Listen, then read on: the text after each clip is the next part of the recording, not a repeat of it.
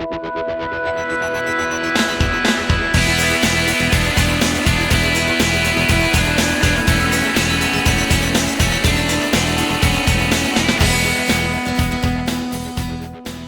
everybody, I'm Bob Smithhauser. Welcome to this special video edition of the official Plugged In podcast. Today I'm in Thrall, Texas, which is just outside of Austin. It's also the set of a new film that's going to be coming out next year or so called Abel's Field. And joining me is one of the stars of that film, Kevin Sorbo. Kevin, welcome to the podcast. It's good to be here.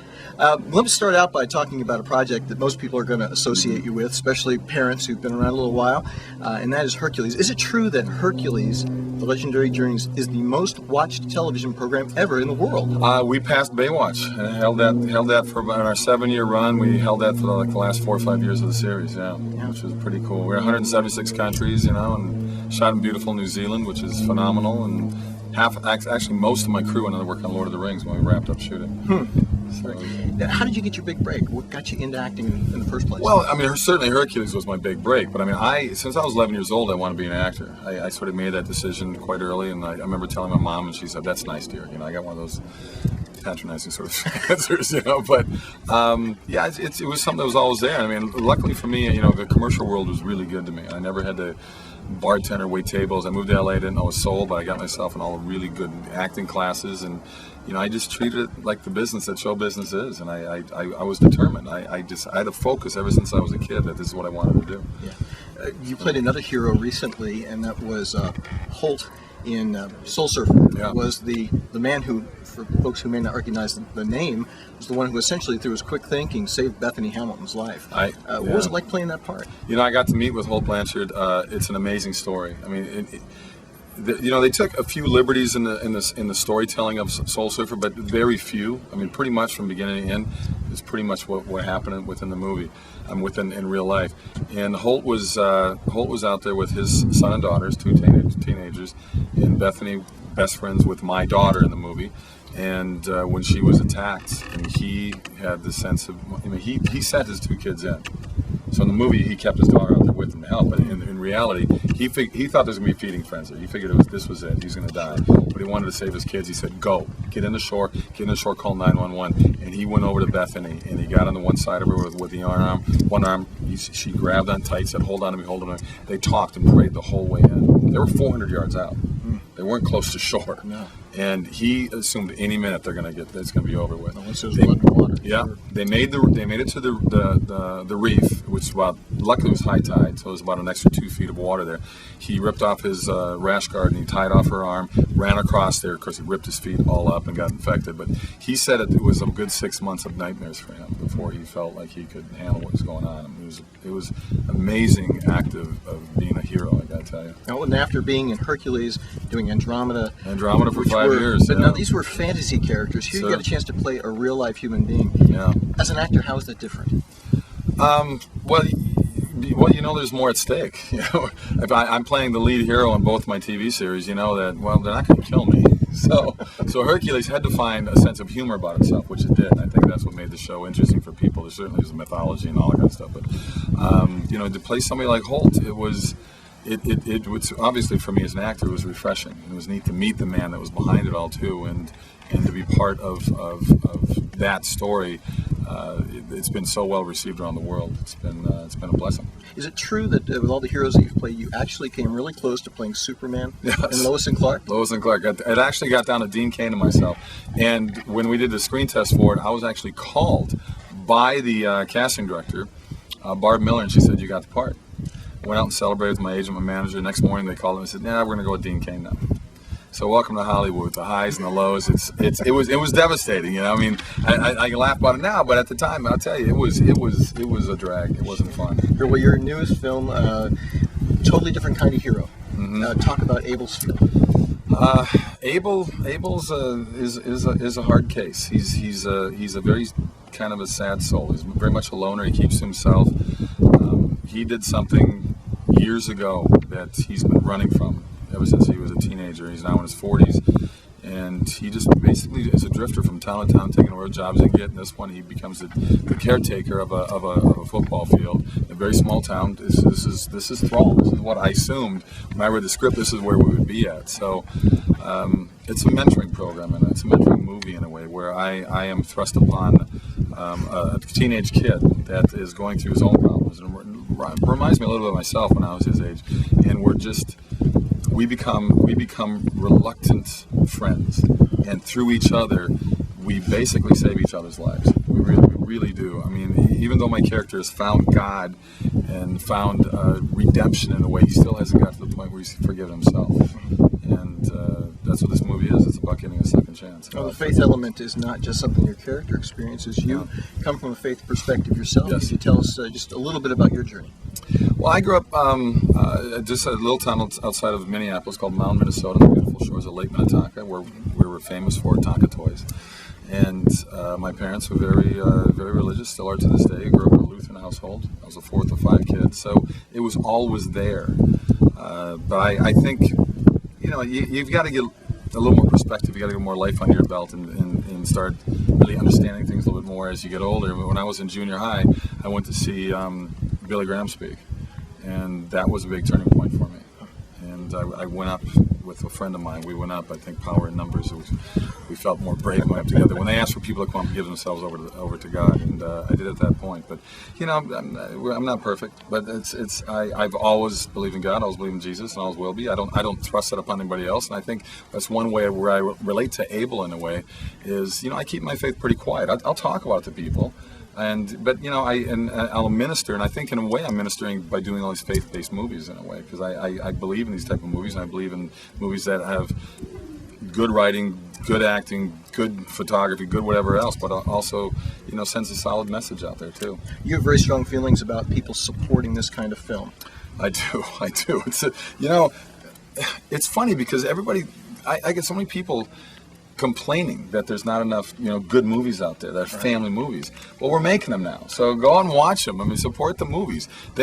I've always said, and I keep saying it, Hollywood will do anything to make a dollar. It is called show business. They'll do anything. So if people want less slasher movies and more movies that have good storylines and characters that you care about. I mean, I get tired of going these $200 million movies that Hollywood puts together. Yeah, great CGI, but you don't care about the characters. Right. There's no character development. You don't become attached to any of them. You don't feel if they cry during a scene, you're going, I don't care, cry. I mean, I don't even know who you are. So it's these are the type of movies that if people want to see good value movies, then they've got to support these movies because they'll make more. Yeah. Of course, we're in the last day of shooting. Yeah. You're all ready to go back and do some more scenes tonight. When people go, it's very important for them to understand, too. No, this is my regular outfit. I wear this everywhere I go. Not in the heat of Texas. Before I go shopping. I know, we're shooting 110 degrees. I'm wearing coveralls and... Oh my gosh. But opening weekend is so big, and I don't think the average viewer really appreciates the message being sent in those first 3 days. Yeah, it's huge, and Hollywood has got a system. They know what they're doing. They keep tabs. It's amazing how close they come to almost all the movies that they put out there opening weekend. I don't know how they do it, but they do it, and maybe it's fixed. But it's big to support a movie the opening weekend that comes out. And word of mouth is more important than advertising, as far as I'm concerned. If people walk out and say you got to see this movie. I mean, you take a movie like Fireproof. I mean, it was word of mouth. I mean, they put some publicity on it, but boy, it exploded on a positive word of mouth. Yeah. We've got a World Fit for Kids. Yes. Your mentoring program. Yeah. I want to give you a chance to talk about that because I know that's something near and dear to your heart. It's called the World Fit for Kids, and go to worldfitforkids.org to get information on it. I've been part of it for 14 years now. We're the #1 after-school program in the entire state of California. We're trying to go nationwide with it, and we work with over 12,000 kids. And the school district has a 54% dropout rate. We have a 98% graduation rate and a 67% higher GPA. So I dare Congress, why don't you just do what I'm doing? We can solve the problems right now in this country. Mentoring, because of the plugged-in mission of trying to help families wade through popular culture and the voices of popular culture that could derail kids. Sure. I see the mentoring as critical, if only to fill that vacuum that the entertainment industry, I think, would love to fill with messages that could take kids in completely the wrong direction. Sure. Talk about that. Talk about how you see, with the kids that you're working with, Right. how you and maybe are trying to undo some of the damage that's been done by the images of what makes a man and what families are supposed to look like and sexuality and things like that. Yeah, Hollywood puts out a lot of stuff that probably isn't, we keep raising the bar. We keep raising, used to be that's a bad thing, but now it's okay.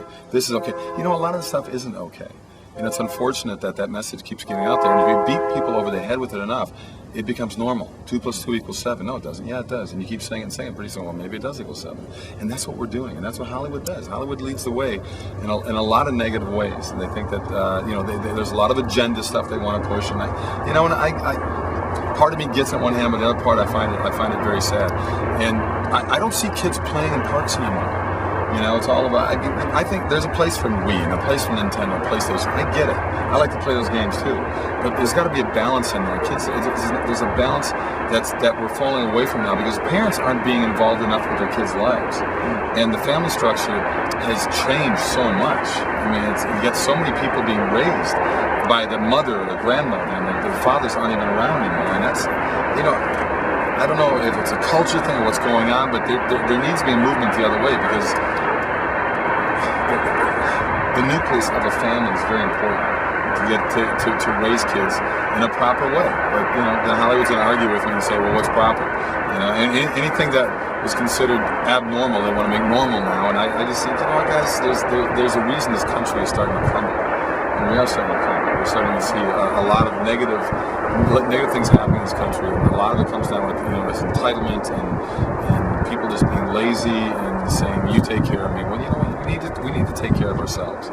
And we need to be more responsible for ourselves. And I think as individuals, doing that will create a better society for everyone. Well, you're not just doing that in Hollywood, you're also doing that as a dad yourself. You've got 3 children. Yeah. Sons are 10 and 7, and your daughter's going to turn 6 this fall, right? Yeah.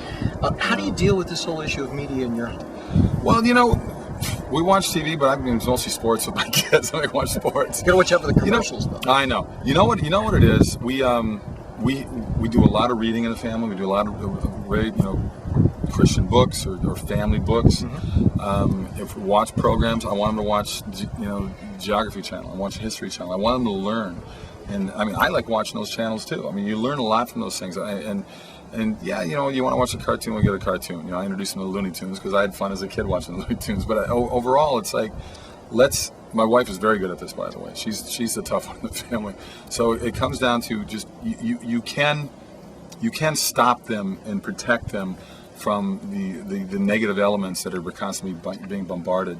It's even sad just to turn on your local news station to see what's going on. They never want to report good news. It's all about the bad news, and that's weird in a way to me. That's just sort of strange. Why don't you ever want to do a feel-good story? Why does it always have to be the world's coming to an end? I don't get it. You find yourself running interference at times? Just well, I think I have to, and I'm not there all the time. But thankfully we homeschool, so they travel with me a lot, which helps. And we have a lot of homeschool groups that we're involved with, and they're involved in all kinds of sports, so they get their fix of being around other kids. But I'm not a big fan of what's going on in our public schools right now, and I grew up in it. My father taught in it for 35 years, but it's broken and it needs to be fixed. And I don't care who's running the country; no one's fixing our problem of our kids. I mean, we're not doing well against the rest of the world. Well, Kevin's been kind enough to take a little time out of his shooting schedule for Abel's Field. Kevin, thanks so much for being on the podcast. My pleasure. Thank you so much.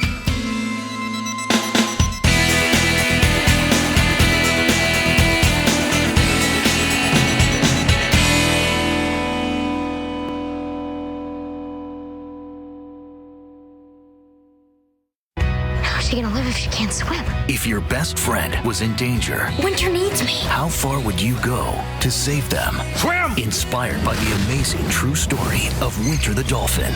Dolphin Tale, rated PG, starts September 23rd.